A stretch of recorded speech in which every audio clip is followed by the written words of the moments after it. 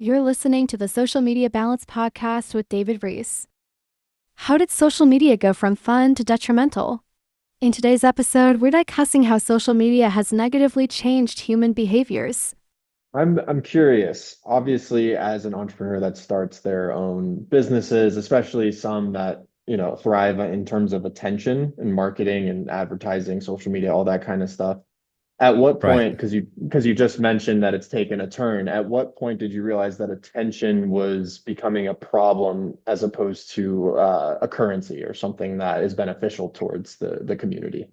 Well, it's subtle. It wasn't something that it just sort of came to me right away.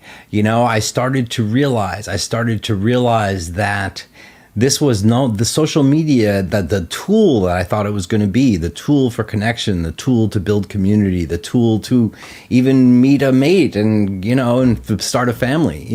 It was no longer becoming a tool. Because what do we think of? We think of a tool. It's like a hammer, or if you want to think about a tool online, Google Docs, right? This is a tool. You go there and you use it.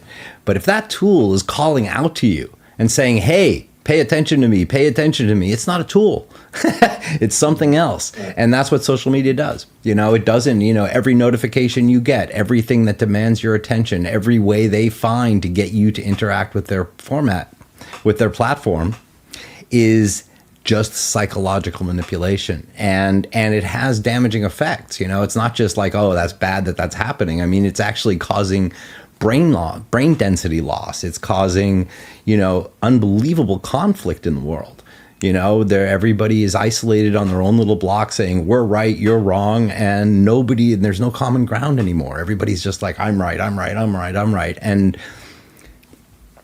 yeah, it's I mean, you think about demonstrations even. We think about what were demonstrations like 20 years ago.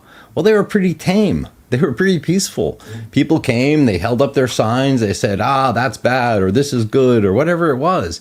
But nowadays you have one of these events and it's very likely to be violent. Why? What changed? Well, what changed is that we stopped thinking the same way. We became more isolated. It's well known in war that the way to conquer a civilization is divide and conquer. So you want to divide. And that's exactly what's happened to us as a society. And it's across the board. It's not something that just is affecting teenagers, although probably worse than anybody. Our sort of 0 to 16 are the worst. These are the people who are most affected by social media and most likely to have deeper psychological and physiological symptoms that we don't even know. They may be things that cause problems for the rest of their lives. And obviously this plays to what you're working on now. I mean, your whole platform centers around helping people get off their phones and reattach back to reality. Right. But this isn't necessarily just about the screen time. I mean, you just touched on a few of the other points of different things that are at stake here. But in terms of us as a society as a whole, or in our individual lives, what do you think are the biggest things that are really up for grabs here? Like, what do you think is really at stake? Well, I mean, everything's at stake. I mean, I think that it's, it's like, it's sort of, there's an analogy, and you may have heard it, and if you've heard it, forgive me, but there's an analogy about frogs. and you probably know it now, you're thinking, Sebastian, but the analogy about frogs is that frogs, if they are sitting in a pool of water and that water slowly gets hotter and hotter and hotter, they will stay in it until they are cooked. They will never jump out because it's a gradual heating up, right? Mm-hmm. And however, if you slap the top of the water, they'll all jump out right away, even when it's getting hot. Mm-hmm. I want to slap the water. I don't want us all to get cooked, because that's what's happening. We're just sitting here slowly watching our hair grow, getting more and more disassociated from the world and from our peers and from people and from the important things in life. And we are just blindly moving forward. I'm trying to think of his name. There's a guy, I forget Jared Lanier. He's considered one of the founders of virtual reality. And his definition of what social media does is it's the gradual changing of our behavior over time without us even noticing. And that's exactly what happened. I mean, think about it. Who 20 years ago first thing they do, get up in the morning, maybe they check their phone to see if anybody called them, but they're not checking Facebook, Instagram, YouTube, their bank balance, if anybody commented on their posts, if they got, what I mean? I mean, it's a whole different world now. And the way that we behave is different. That's what's freaky about it. But people, of course, don't notice this. But it's true. We behave completely differently than we would without a smartphone in our hands. Right. I mean, instead of us saying, oh, I'm going to do whatever I'm going to do today, we pick up our phone and whatever it tells us to do that day, we do that. Oh, I have to respond to this person. I have to respond to this person. I have to do this. And all of a sudden, whatever we want has been lost. And I think that societally, it's causing, huge problems. Mm-hmm. Yeah. And as you said, this has obviously been something that's been ongoing and like a slow drip type of process. But was there a particular moment for you that you can walk us through where you said, okay, this has gone too far. I need to try and do something, not only for myself, but for other people as well? Yeah. I mean, I would say, honestly, it was sort of probably around 2012, 13, 14. I've been running my agency for about 14 years at that point.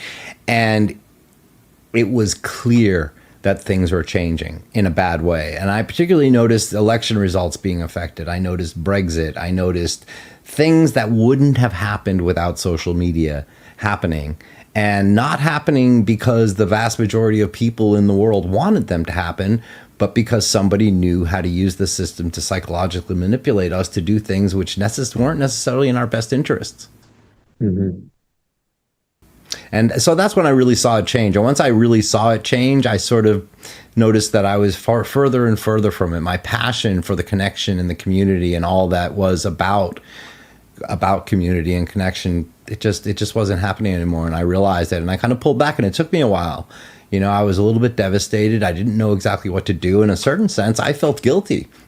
Here I brought millions, billions of dollars into social media by bringing gigantic mega corporations into social media and helped to create this monster that we're all living with now. I do feel a little bit that way. And I feel like it's time for us all to wake up. We got to slap the water. We got to jump out of the cooking water. Yeah. And could you tell us a little bit more about what your new business is doing and how it helps people refocus on what really matters or what things are really important? Could you just walk us through a little bit of, everything? Yeah, sure. Well, I mean, the first thing you've got to keep in mind, right, is that we have been slowly brainwashed over 20 years.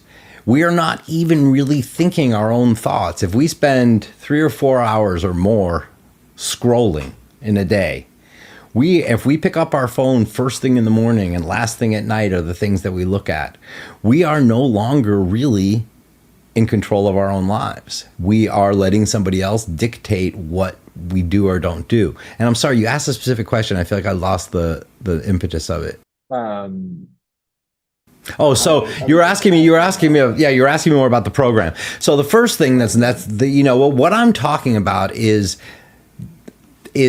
something that's kind of hard conceptually, or not even really that hard, but I mean, it's a big thing. It's like saying, okay, we've been sucked into living in another world that isn't good for us, another world that makes us do things that aren't good for us. And we don't even know it's happening. So the first thing is that, with my particular program, but just in general, the first thing you have to start to notice is you have to start thinking for yourself again. And thinking for yourself again is harder than you think. Let me ask you a question, Sebastian. How easy would it be for you right now to sit on, maybe for you, you're more spiritually evolved, but you can imagine a lot of people who, for them to just sit on a rock for an hour with no internet, with no phone, with no nothing, just sitting there thinking their thoughts. I mean, to most people, it's a horrifying concept in theory, but the reality is, until you've actually spent about a half hour or 40 minutes not thinking about anything, is when other thoughts start to come to you, like, oh, what a beautiful sunset. Or, oh, I don't spend as much time with my kids as I really would like to. Or, oh, I'm going to let my wife know that she's really special to me and do something for her. Or, oh, wow, I just had a brainstorm about something I've been trying to figure out for days for my company. These things, they don't happen when we are constantly distracted. So the first thing to do is to sort of to realize we're being constantly distracted, to decide where we're going to get our information from, to decide whether or not we want to be the what I say oftentimes is that we are now conditioned to be reactors to life, even to our own lives. And so the goal of the program is to make you actors in your own life again, is to sort of say, okay, pull you out of the virtual world, start to teach you what you're thinking and how you're thinking, and start to realize all the areas where it's been manipulated. And then once you start to really understand what you're thinking and what's going on and why you're thinking the way you are, you can start to change it.